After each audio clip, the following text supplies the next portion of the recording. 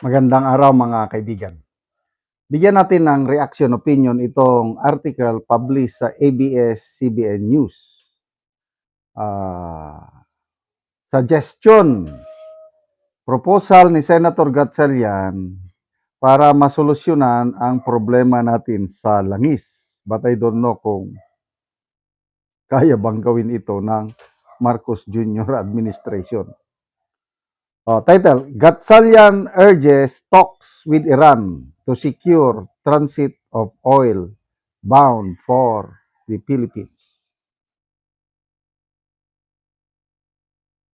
Senator Sherwin Gatchalian, chair of the Senate Finance Committee on Saturday, urged the Executive Department to engage in a high-level discussion with Iran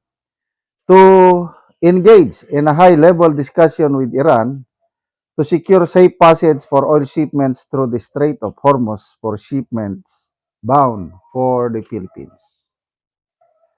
Iran restricted passage through the strait in retaliation to attacks by the US and Israel since February 28.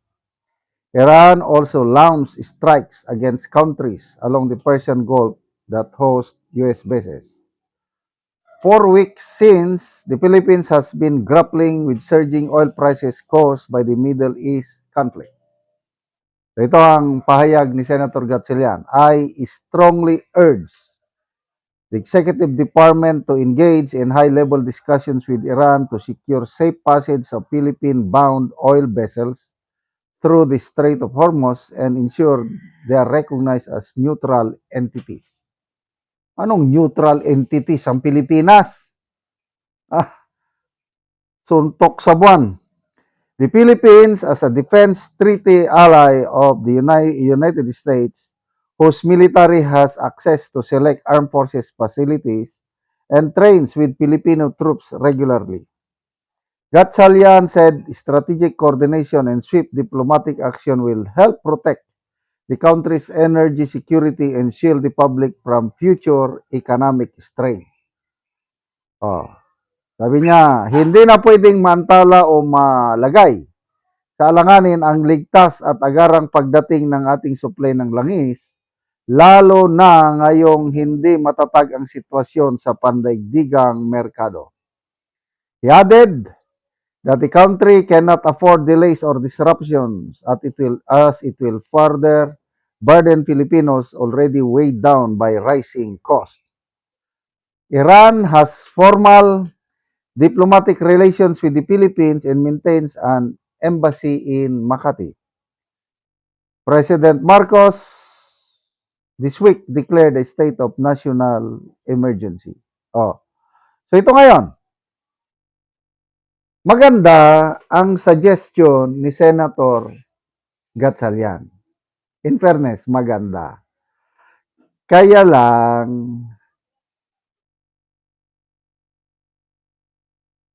ano ang possibility na papayag ang Iran na palulusutin niya ang mga barko na magdadala ng langis sa Pilipinas? Yan ang dapat isipin muna ni Senator Gatchalian. Maganda yung nag-suggest nga ganon-ganon. Kaya lang, real talk ba? Kung ako ang Iran, ako yung leader ng Iran, hindi ko padadaanin ang mga barko nagdadala ng langis sa Pilipinas. Bakit? Very clear na ang Pilipinas ay dikit na dikit sa Amerika. Aliado. Kaya ito, para sa akin, although maganda, kailang suntok sa buwan. Kung papayag man ang Iran, baka may mga kondisyones. Ano yung unang kondisyon na nakikita ko? Yung, okay, makakadaan kayo, unang kondisyon. Bayaran nyo yung langis na kukunin nyo sa Middle East sa yuan currency. Yon. Kasi may nauna ng pahayag ang Iran tungkol niyan. Only oil paid in yuan currency, yung pera ng China, yung yuan, can pass through this passage, Strait of Hormuz. So, papayag ba ang US na hindi tayo gagamit ng dolyar? Yan na ngayon ang problema ng administrasyong ito. Dahil ang Amerika, nakikita ko, hindi papayag yan. Gagawa, tatakura. No way, no way. Another condition na nakikita ko is, paalisin nyo muna ang mga EDCA sites sa Pilipinas. Paalisin nyo muna ang Typhoon missile system ng US sa Pilipinas. Yan, dalawang kondisyon na ibibigay ng Iran.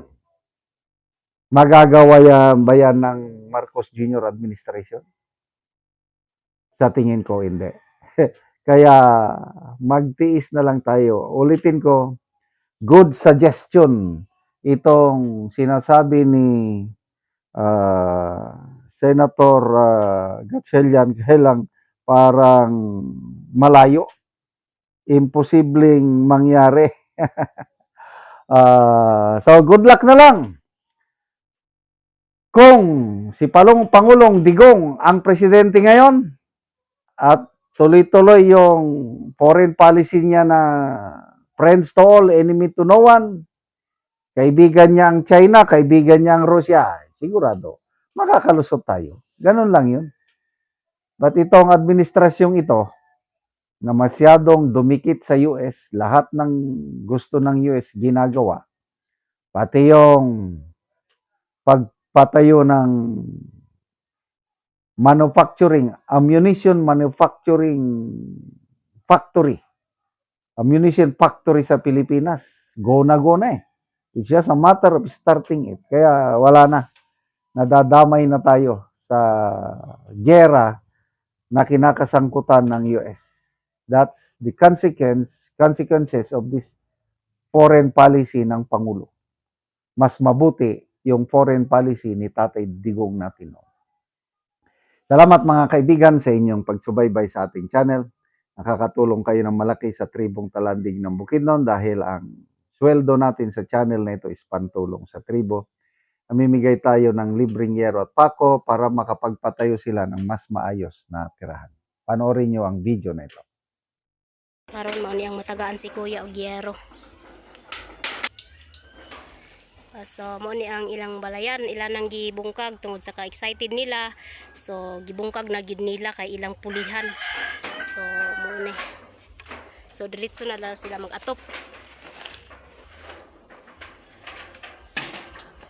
So mo ni lang kahimtang. So silupin lang gipang kanan ni pasapahan na lang og silupin diri sa gawas. So atong sudlor aron atong makita gid kung sa ang kahimtang gisulod. So diri sa sulod pagsapahan na lang gid og silupin. Balay. Ibang sapahan og habol.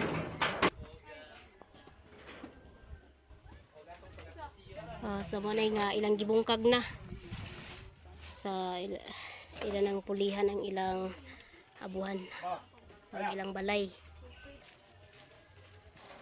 So man naman nila bungkag kaya nag-aga naman sila, so mag-atop na lang sila.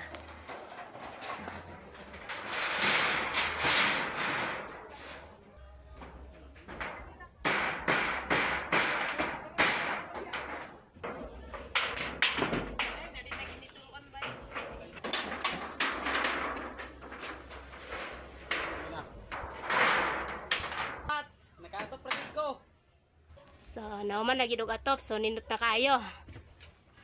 So, kita na nimo nga nahuman o atop na gyud. Salamat sa Ginoo nga nakaatop ra gid mi. Wala gid na dugay nga naipanalangin nga niabot. Oo, so atol pagid sa Pasko, Merry Christmas, Naatol pa gid sa kinaskuhan. Pasko, Merry Christmas. Salamat kaayo kay nakaatop ra gid mig bago. So, pila na imong edad?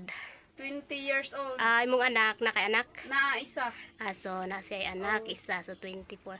So, salamat kaayo. Dagan salamat. Sige, God bless.